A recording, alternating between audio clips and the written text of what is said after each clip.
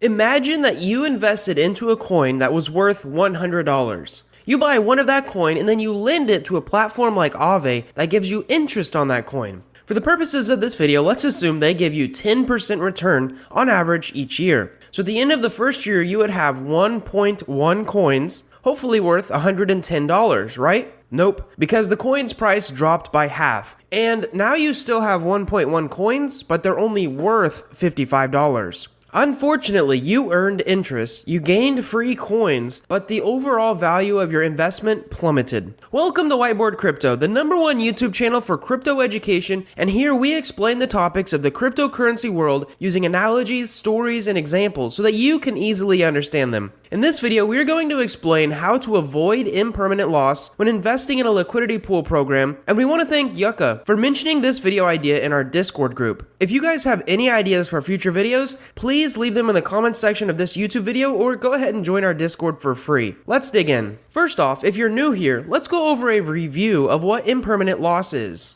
Impermanent loss is a very difficult concept for beginners to understand. If you do not fully understand this idea, you definitely need to go watch our specific video where we explain impermanent loss using simple terms and a few examples. In short though, impermanent loss happens when your investment loses money due to how liquidity pools work. So basically, you provide two coins or tokens to a liquidity pool. By giving the pool your coins, you are allowing traders to trade back and forth using your two tokens. And due to this, these traders will pay you a small fee. In fact, in most cases, you're not the only investor in a liquidity pool, and so all the investors will split up those fees evenly based on the portion of the funds that they contributed. So impermanent loss is the temporary loss of value that you experience when the two tokens that you invested in change in value relative to each other. So to put it simply, if one token goes up and one goes down, you will experience impermanent loss. If one token goes up and the other one stays the same, you'll have impermanent loss. And lastly, if one token goes down and the other one stays the same, you will also have impermanent loss. In short,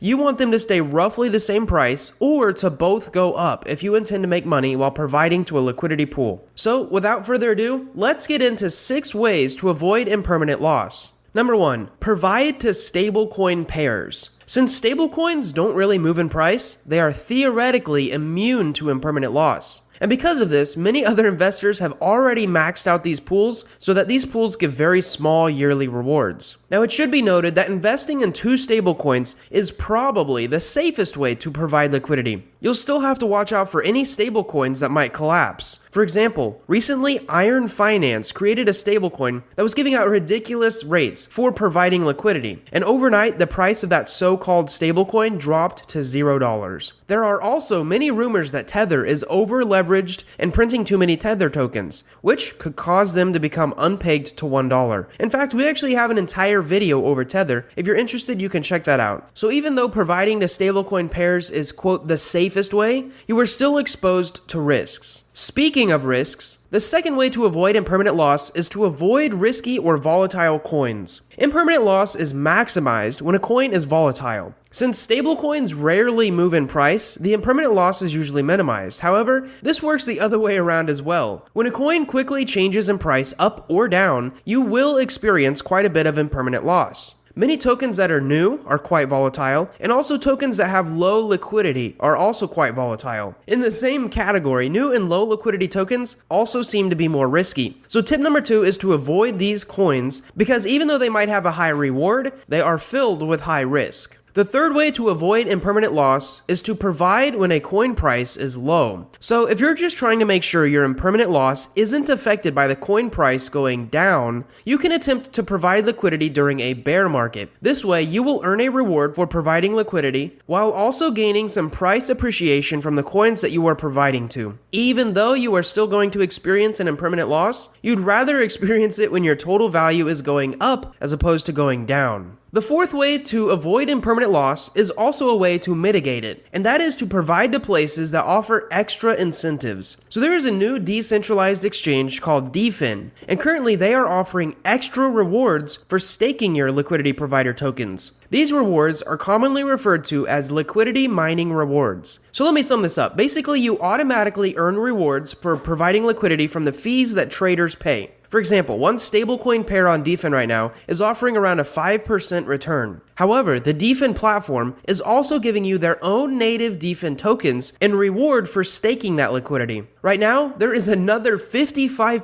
APR for people that stake their LP tokens. Now, what this means is basically that you just have to lock those tokens up and not do anything with them to earn the rewards. Now, it's important to know that you are earning the token DeFin, and since DeFin is a very new platform, the token price could go to zero, meaning your rewards are speculative. And because of this, many investors advise trading a certain portion of those DeFin tokens for other tokens like Ethereum or USDC, especially if you're unaware of the project, but if you still want to provide liquidity and earn an incentive. So summing this tip up, if you add the liquidity provider fees with the extra incentive of those liquidity mining fees, this is a 60% APR for simply providing stable coins, which hopefully have almost a 0% chance of impermanent loss if they stay pegged to $1. The fifth way that we have found to avoid impermanent loss is to provide to a liquidity pool that isn't 50-50. So usually, when you provide to a liquidity pool, the ratio of tokens is 50-50, meaning that 50% is one token and 50% is the other token. This means that there is an equal share of both tokens, and theoretically, an equal risk. However, there are platforms that can change this weight or this ratio so that the risk is mitigated. For example, a platform called Balancer lets you do pairs like 80% and 20%, and even up to 98% and 2%. These pairs allow you to provide liquidity with a different probability for impermanent loss because a certain portion of that pool is either smaller or larger. Another platform called Bancor can actually automatically adjust its own weights. This means as time goes on, they may switch from 50-50 to 60-40 and then to 70-30. And at the current moment in time, we actually have not done too much research on the effects of this long term. But if you leave a comment below about wanting a video on Bancor and how it works, it'll let us know that there are people interested in the topic, and we will attempt to do the nitty-gritty research for you. But in short, changing the ratio in the pool from 50-50 to any other ratio can help mitigate your risk of impermanent loss if it is done correctly. Lastly, number 6, providing to a pool that isn't just 2 assets. So there are actually liquidity pools out there that have much more than 2 assets, some all the way up to 8 and even higher. The math performed so that these pools work out is quite complicated and out of the scope for this simple video, but it is our job to educate you on the ways to avoid impermanent loss, and this is simply one of the tools in the book. Providing to a liquidity pool that has multiple assets will reduce your risk if one of the assets is quite volatile. So now we're at the end of this video, we want to give a shout out to our website, whiteboardcrypto.com. Unlike videos posted here on YouTube, the articles on our website can always be improved. We can add more images and we can include more up-to-date material. And for this reason, we suggest you to check out our website. Specifically, you should check out our page on this topic using the link below, especially if you're watching this in the future, as we plan to add more ways to avoid impermanent loss as we learn about them.